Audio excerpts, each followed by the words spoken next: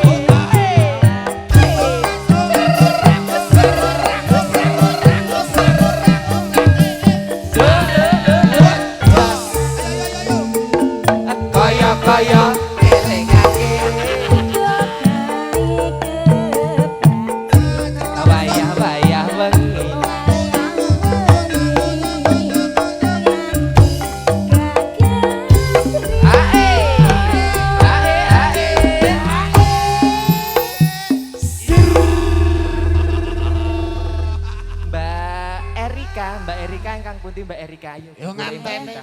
Iya, saiki nganten ki ora mung sekedar nganten lho.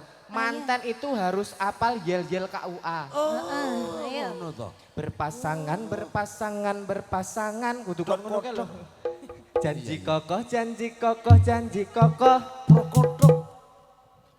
Mbak Erika ingkang pundi. Oh, enten mriko Mbak Erika ya. Selamat ya Mbak Erika. Cantik tenan. Belum ijab.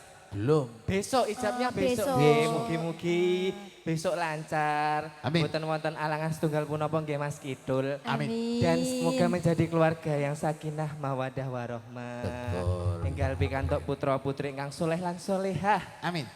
Kados kula solehah. Anjir. Soleh tenan, Dik. Solehah. Masuk. Ayo. Ya. Cadatan sajroning ati. Cadatan luntur. Kaya merati. Kaya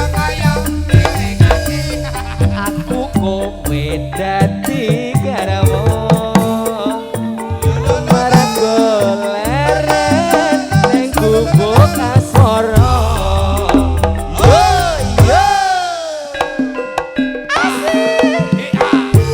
Yo.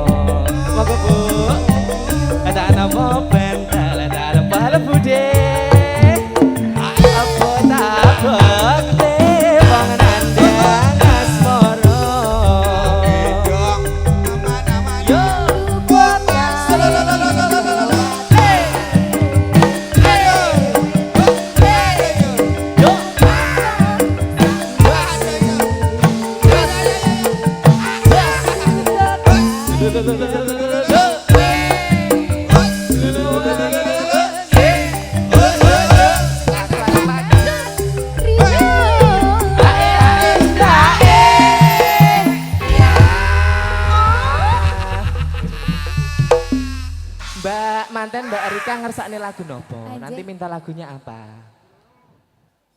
Nopo? Lagu kenangan nih. Lagune? Pas pacaran. Ora enek, pas pacaran ora nganggo lagu. Orang nganggu, ketoke pacaran nganggu. Langsung jadi, Bu. Himne guru. Oke, Kusuma siap Wijaya. lagunya Kusuma Wijaya. Oh, iya. Yang nyanyi nanti spesial dari Bu Tati. Iya. Iya dong. Ayo masukin, Iya. Dek. Alun-alun ya, Dek ya. Kowe enak. Selain pencipta lagu yo komposer barang. Sinten? Yo sak keluarga.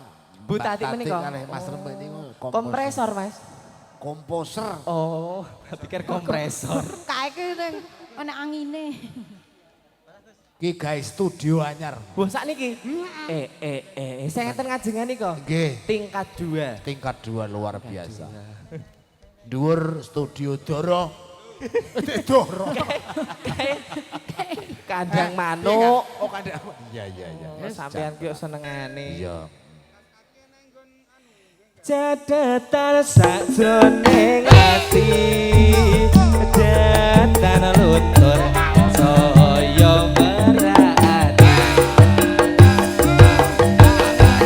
Aku kowe dadi garwa,